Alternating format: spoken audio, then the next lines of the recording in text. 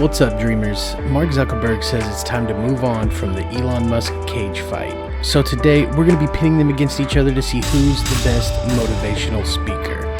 We all know the fight would have looked like this.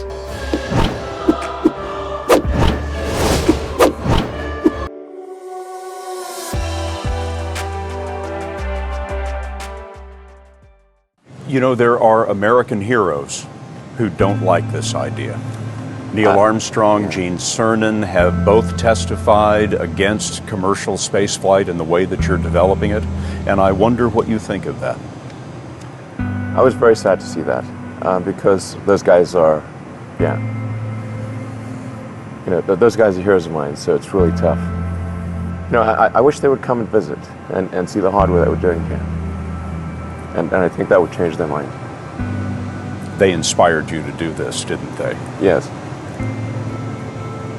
And to see them casting stones in your direction.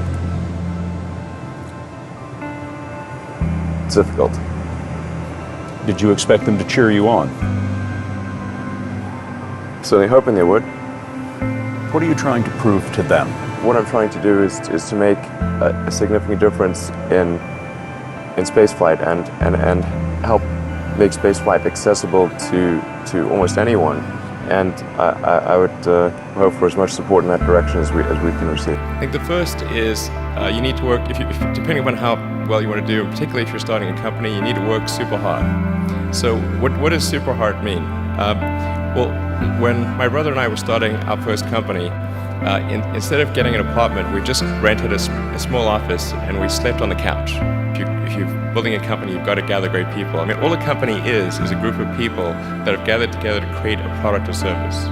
And so depending upon how talented and hardworking that group is, and the degree to which they are focused cohesively in a good direction, that will determine the success of the company. So do everything you can to gather great people if you're creating a company. Then I'd say focus on signal over noise. A lot of companies get confused. They spend money on things that don't actually make the product better. Anyway, so that's, and then I think the final thing I would encourage you to do is, now is the time to take risk. You don't have, you don't have kids. Your obligation. Well, sorry. Probably don't have kids.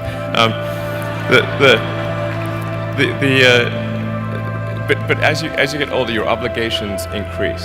So and once you have a family, you start taking risk not just for yourself but for your family as well. It gets much harder to do things that might not work out. So now is the time to do that before you have those obligations. So I would encourage you to take risks now. Do something bold. You won't regret it. Thank you.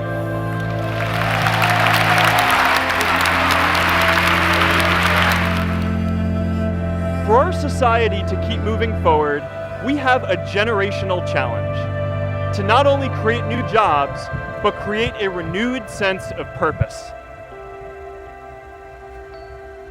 I remember that night I launched Facebook from that little dorm in Kirkland House. I went to Noakes with my friend KX, and I remember telling him clearly that I was excited to help connect the Harvard community, but one day someone would connect the whole world. The thing is, it never even occurred to me that that someone might be us. We were just college kids. We didn't know anything about that.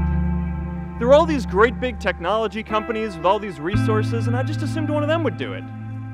But this idea was so clear to us that all people want to connect. So we just kept working on it, day after day after day. And I know that a lot of you are going to have your own stories just like this. A change in the world that seems so clear that you are sure someone else is going to do it. But they're not. You will. But it's not enough to have that purpose yourself. You also have to create a sense of purpose for others. And I found that out the hard way. You see, my hope was never to build a company. I wanted to have an impact. And as all these people started joining us, I just assumed that that's what they wanted to do too, so I never took the time to explain what it was that I hoped we'd build. A couple years in, some big companies wanted to buy us.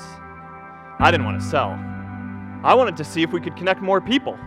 And we were building the first version of Newsfeed at the time, and I thought, if we could just launch this, it could change how we all learn about the world. Nearly everyone else wanted to sell.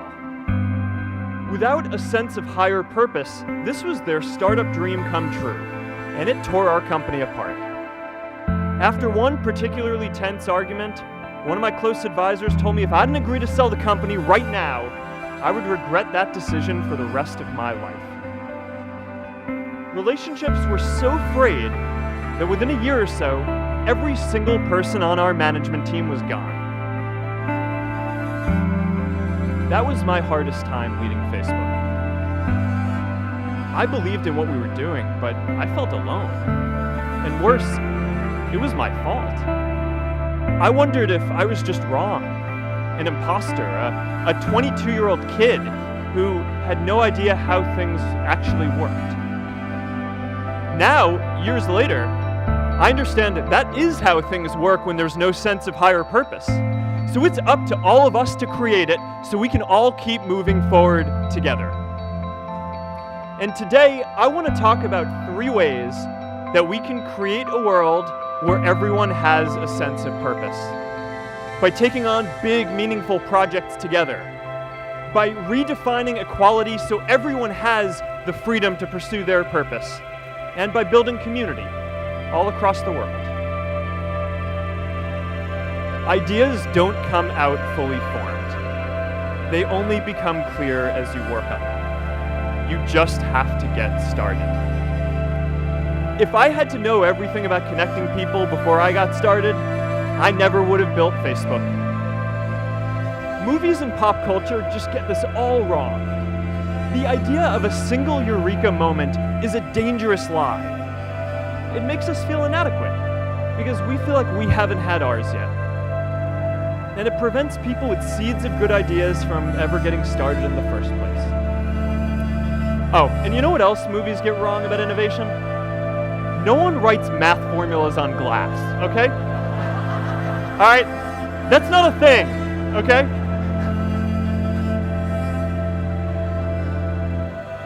It's really good to be idealistic, but be prepared to be misunderstood. Anyone working on a big vision is going to get called crazy, even if you end up right. Anyone taking on a complex problem is going to get blamed for not fully understanding it, even though it's impossible to know everything up front. Anyone taking initiative will always get criticized for moving too fast because there's always someone who wants to slow you down. In our society, we often don't take on big things because we're so afraid of making mistakes that we ignore all the things wrong today if we do nothing. The reality is, anything we do today is going to have some issues in the future. But that can't stop us from getting started. So what are we waiting for? It is time for our generation-defining great works. May the source of strength, who's blessed the ones before us, help us find the courage to make our lives a blessing. I hope you find the courage to make your life a blessing. As always, thank you for watching. If you like this video, please subscribe, and don't forget to drop us a comment and let us know who you think won the motivation battle.